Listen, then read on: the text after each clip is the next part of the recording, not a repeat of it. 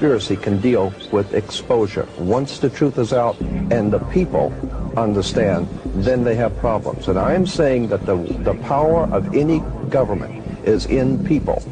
If you understand that symbols and emblems and things that we see every day are like the letters of an alphabet, if you put them together, they tell a story. If you understand, wake up and understand that we are not in a benevolent government, that Plato said the price good people pay for non-involvement in public affairs is to be ruled by evil men. In the old Celtic Druid occultism of ancient England, from which we have gotten most, about 95% of our mysticism in America has come from the old ancient English Celtic magicians. We always see pictures of we're talking about Stonehenge, right? Yeah, Stonehenge, right. Merlin the magician with his magic wands, and all the magicians always have their magic wands. Magic wands were always made out of holly wood.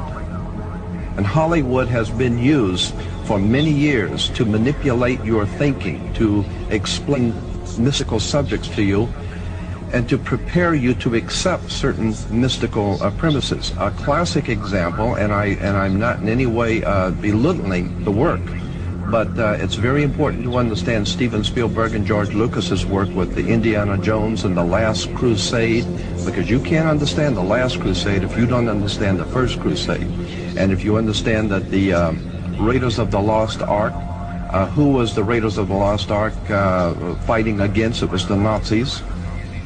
Interesting too, in the Star Wars, according to the Masonic reference works that you can get in any library, the Freemasonic orders of Europe said that there was a little ideologue, a little spiritual entity that gave the knowledge to what the Masons call our hidden masters. That's what Freemasonry refers to, those who lead world Freemasonry. They don't know who they are. No Freemason knows who the actual leaders of the world organization are. They call them our hidden masters. Well, according to the reference works, there is a little spiritual entity that guides the world Freemasonry, and they call him Yoda. And in the reference works, you'll see this little creature with the pointed ears, and he's called Yota. Yota goes back to Judah, or Judah,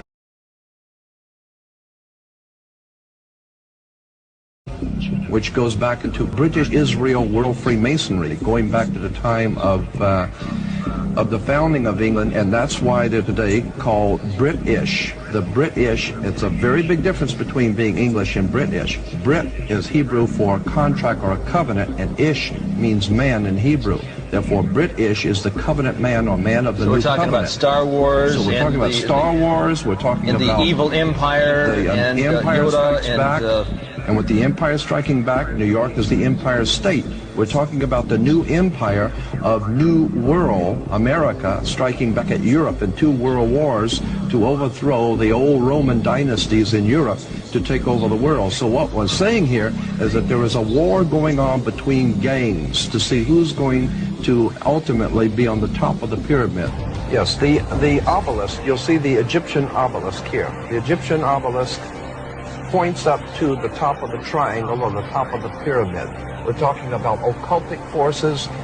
We're talking about the 5-pointed pentagram, which was used by satanic worshippers for thousands of years. If you take the 5 points off of a 5-pointed star or a pentagram, you have left in the middle a pentagon. That's why the United States has a pentagon. The pentagon is directed toward the North Star because, according to the ancient Babylonians, that's where you gathered power from the gods of the North in war. We're talking about sex, drugs, rock and roll, violence. We're talking about a concerted effort to manipulate the human beings of this country into a new order and a new world, and the people are going along with it, docile, and have not. And they say it says Novus Ordo Seclorum. That's on you know, that really interests me. That the term seclorum. You said earlier that meant secular world. Now, doesn't that secular really mean more than you know? Well, these people think of themselves as gods. Well, but these are the new gods. But secular, if you ask a minister what secular means, he'll say the secular world and we Christians, meaning that it's a world, a secular world without the God that created us. Isn't that true? Yes. So what we're looking at is we're looking at a new God a Luciferian god, a satanic god who will be the leader of the New World Order. So the New World Order is the New World Order without the old God of the Bible and with the new God, Lucifer, Satan. Now, you take a look at the pentagram. We want to bring out one point here in relation to what he says. We're not talking about an evil genius somewhere in Bavaria.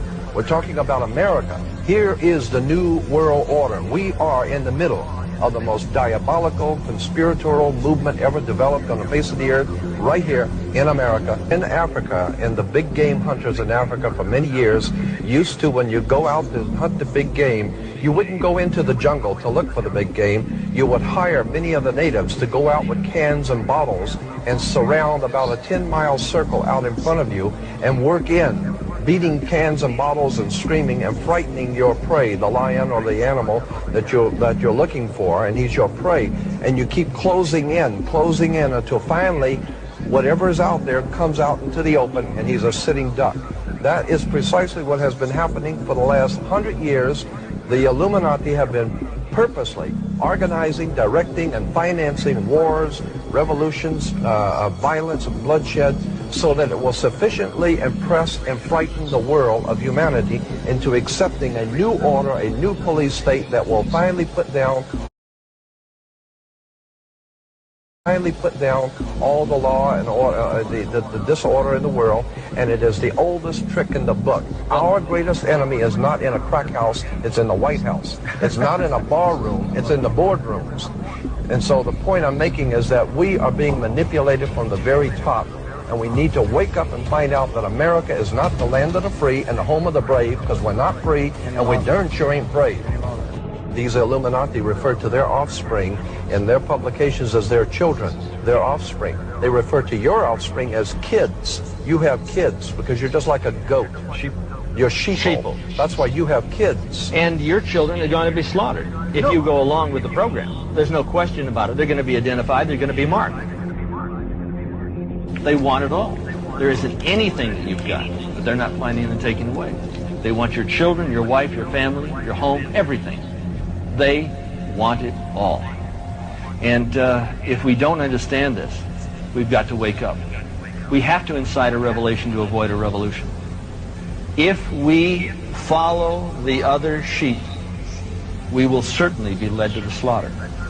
Never in the annals of human history has so few done so much so often to rape, rob, and ravish so many as the warlords and the warlocks of Wall Street and Washington. We're talking about a global government that's in existence right now. We're not talking about a nation that is going, we're talking about a nation that is gone. We do not control the government of the United States of America. The United States of America is controlled by this evil arc. They control the money system, they control the State Department, they control the presidency.